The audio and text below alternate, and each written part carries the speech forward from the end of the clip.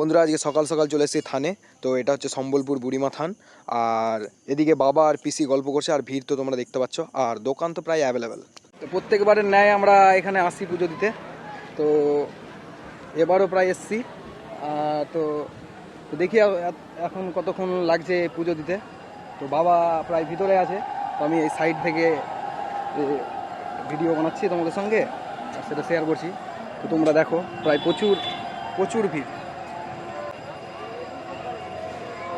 আর এদিকে বন্ধুরা আমি পেয়ে নিয়েছি আখের রস। তো আখের রস এই গরমে প্রায় একদম দারুণ লাগে, আর আখের রস নিয়ে আমি খেতে থাকি।